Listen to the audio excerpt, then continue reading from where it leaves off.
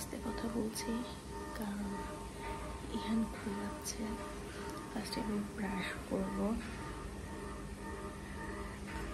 খাওয়ার পন্ডিচারি। আমার দাঁতের অবস্থা এইরকমটাই হয়। আমি আস্তে কথা বলছি যাতে কোনো সাউন্ড না আসে।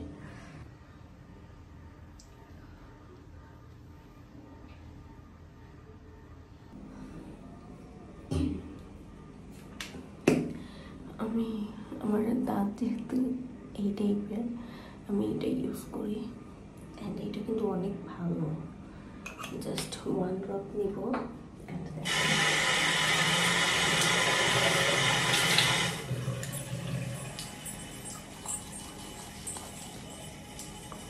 5 মিনিট রাখবো না, 5 সেকেন্ডস রাখবো।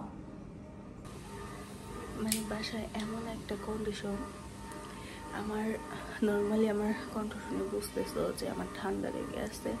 আমি যে একটা জোরে কাশি দিব সেটার উপায় নাই, বাবু ঘুমাচ্ছে এই কারণে। যাই হোক, একদম ফ্রেশ হয়ে নিয়েছে।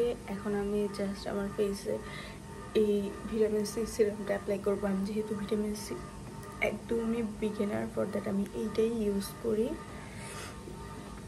আর হচ্ছে আমি এখন 2টা সিরাম ইউজ করছি। ডেতে আমি এই সিরামটা ইউজ করি।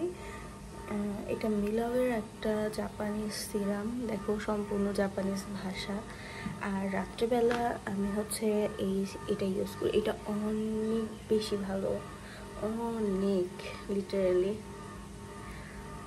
আমার এটা দেখো অলমোস্ট কতটুকু শেষ হয়ে গিয়েছে।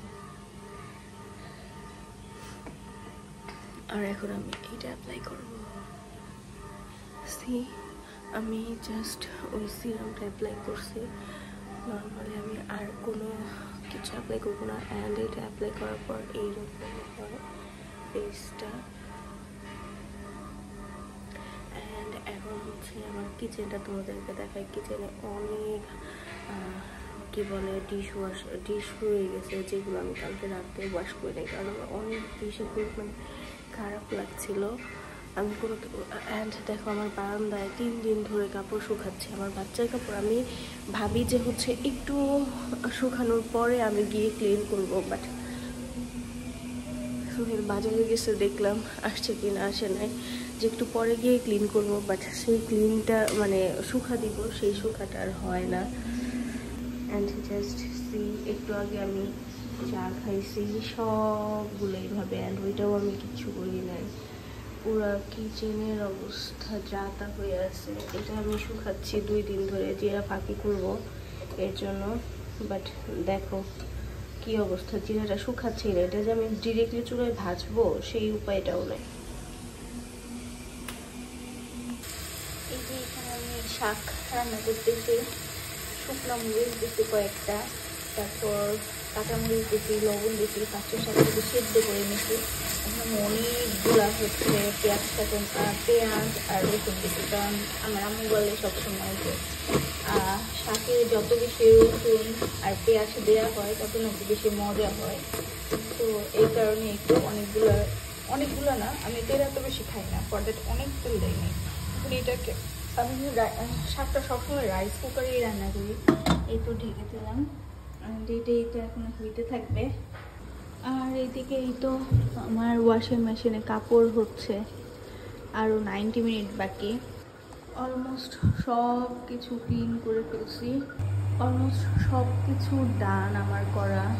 বাসাও মোটামুটি গুছায় ফেলছি। আমার ফ্রিজটা হচ্ছে ক্লিন করা দরকার, বাট আমি ঈদের আগে মনে হয় না টাইম পাবো। ঈদের পরে এসে আমাকে ফ্রিজ ক্লিন করতে হবে, কারণ অনেক কিছু রয়ে গেছে যেগুলো আমি ফেলে দিব।